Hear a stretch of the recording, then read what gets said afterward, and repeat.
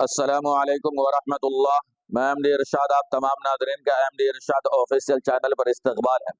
ناظرین کرام، اس وقت جو ہے ہم آپ تمام ناظرین کی خدمت میں ایک بہت بڑی اور اہم خبر لے کر کے حاضر ہوا ہوں۔ اس لیے ناظرین آپ سے گزارش ہے کہ اگر اس اہم اور بڑی خبر کو آپ بھی جاننا چاہتے اور یقیناً آپ مسلمان اور ایمان والے ہیں تو ان تمام باتوں کا جاننا آپ کے لیے ضروری ہے کہ آپ کو بھی ان تمام چیزوں سے باخبر ہونی چاہیے، کیونکہ یہ معاملہ جو ہے کوئی دنیاوی نہیں بلکہ ایک دین کی نسبت پر ہے۔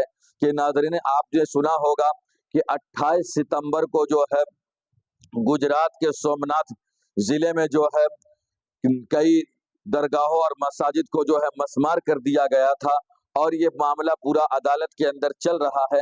ناظرین کرام، عدالت میں یہ معاملہ چل رہا ہے، لیکن نکل کر کے یہ بات وہاں سے آ رہی ہے کہ اس مسجد اور جو ہے مزار کی جو زمینیں ہیں، درگاہ کی جو زمینیں ہیں، یہ زمین جو ہے کسی تیسرے فریق یعنی کیا ہندوؤں کو دے دی جائے گی؟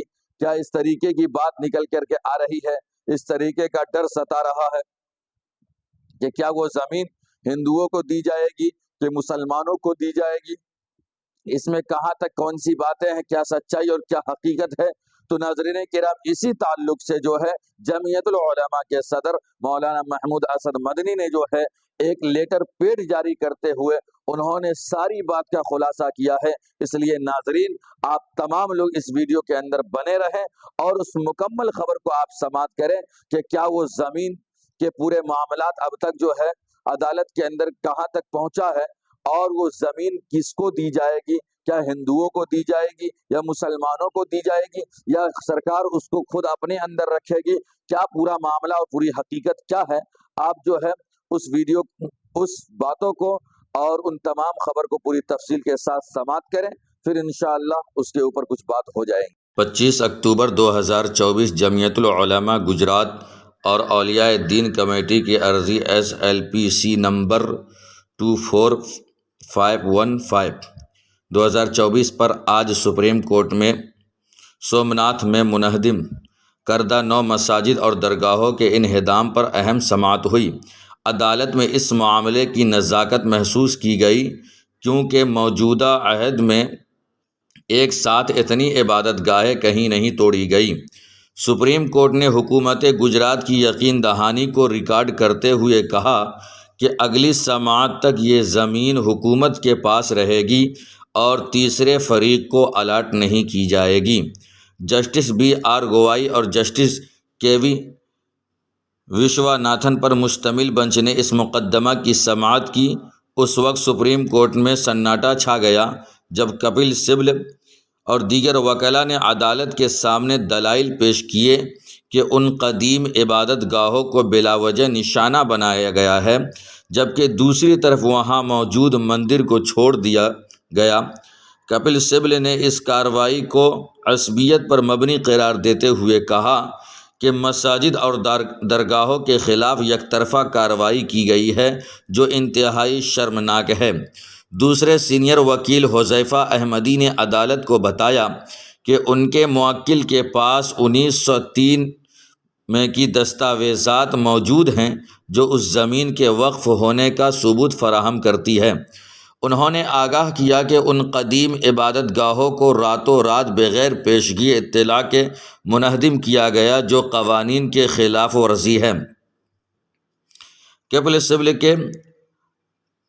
سبل کے دلائل پر تبصرہ کرتے ہوئے جسٹس گوائی نے زبان طور پر کہا کہ اگر ضروری ہوا تو عدالت ان عبادت گاہوں کی دوبارہ بحالی کا بھی حکم دے سکتی ہے۔ کپل سبل نے بنچ کی توجہ 2015 میں ضلعی کلکٹر کے جاری کردہ ایک حکم نامہ کی طرف دلائی، جس میں کہا گیا تھا کہ زیر بحث زمینیں صرف سرکاری مقاصد کے لیے استعمال کی جا سکتی ہے۔ انہوں نے الزام لگایا کہ موجودہ کوشش ان زمینوں کو تیسرے فریق کو الاٹ کرنے کی ہے۔ سالیسیٹر جنرل نے کہا کہ وہ یہ بیان دینے کے لیے تیار ہیں کہ کسی کو الاٹ نہیں کی جائے گی۔ ان کے بیان کو ریکارڈ کرتے ہوئے بنچ نے کہا کہ اگر ایسا ہے تو اس تناظر میں ہمیں کوئی اضافی عبوری حکم جاری کرنے کی ضرورت محسوس نہیں ہوتی۔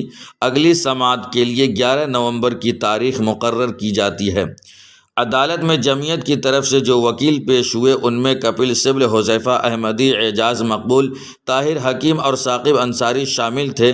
اس موقع پر جمعیت العلماء گجرات کے ناظم اعلیٰ پروفیسر نثار احمد انصاری اور دیگر اہم ذمہ داران اویس بھائی شیخانی، تبریز بھائی بہارونی بھی عدالت میں موجود تھے۔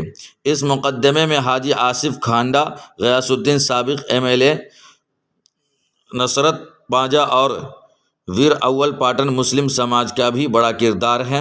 عدالت کی آج کی پیش رفت پر جمعیت العلماء ہند کے صدر مولانا محمود اسد مدنی نے کہا کہ قدیم عبادت گاہیں ہمارے ملک کی تہذیب و وراثت کا حصہ ہیں، جنہیں محفوظ رکھنے کی ضرورت ہے۔ مولانا مدنی نے کہا کہ سومناتھ میں جو کچھ ہوا ہے اس سے پورے ملک میں مسلمانوں کی دل آزاری ہوئی ہے۔ حکومتوں کو کسی کا بھی گھر اس طرح گرانا نہیں چاہیے کہ وہ انصاف کے بجائے ظلم کی تعریف میں شامل ہو جائے۔ جہاں تک عبادت گاہوں کا معاملہ ہے تو ان میں مزید حساسیت وابستہ ہے۔ جمعیت العلماء گجرات کے ناظم اعلیٰ پروفیسر نثار احمد انصاری نے کہا کہ ہم نے 1 اکتوبر کو اس انہدام کے خلاف گجرات ہائی کورٹ میں عرضی داخل کیے تھے۔ انہدام کا عمل 28 ستمبر کو پیش آیا تھا، لیکن حکومت اس زمین کو کسی تیسرے فریق کو نہ دے دے کہ بازیابی مشکل ہو جائے۔ اسی خدشے سے ہم سپریم کورٹ آئے ہیں۔ اب ہمیں سپریم کورٹ سے جو راحت ملی ہے وہ امید افزا ہے۔ جی ہاں ناظرین، تو آپ نے جو ہے اس ویڈیو کو مکمل دیکھ لیا اور آپ کو بخوبی اندازہ ہو گیا ہوگا اور آپ نے اس بات کو پوری تفصیل سے جان لیا کہ اس مساجد اور درگاہوں کی زمین کے پورے معاملات کہاں تک پہنچے ہیں اور اس کے اندر کیا معاملات کیسے چل رہا ہے۔ ان تمام باتوں سے بھی آپ جو ہے آگاہ ہو گئے ہوں گے اور اس کا بھی خلاصہ آپ کے سامنے ہو گیا کہ وہ زمین کس کو دی جائے گی، کیا سرکار خود رکھے گی یا وہ زمین ہندوؤں کو دی جائے گی یا وہ زمین مسلمانوں کو دی جائے گی۔ تو اس میں آپ نے خلاصہ یہ سنا ہوگا کہ سپریم کورٹ کے اندر جو ہے لوگوں نے عرضی داخل کیا اور وہاں پہنچے اور وہاں سے ان کو جو ہے یہ جواب ملا ہے، یہ راحت بخش جواب ملا ہے کہ وہ کسی بھی تیسرے فریق کو وہ زمین الاٹ نہیں کیا جائے گا جب تک جو ہے معاملہ عدالت کے اندر ہے۔ اور اگلی سنوائی جو ہے اب 11 نومبر کو رکھا گیا ہے۔ اب ہم اور آپ جو ہے 11 نومبر کا انتظار کریں کہ انشاءاللہ پھر 11 نومبر کو اس درگاہ اور مساجد کی زمین کے معاملات سے کیا خبر نکل کر کے آتی ہے۔ ناظرین، آپ سے گزارش ہے کہ یہ خبر جو ہے 25 اکتوبر 2024 کی ہے۔ آج میں اسے اپلوڈ کر رہا ہوں 26 اکتوبر 2024 کو۔ آپ سے گزارش ہے کہ اس ویڈیو کو آپ ضرور شیئر کر دیں۔ السلام علیکم ورحمۃ اللہ۔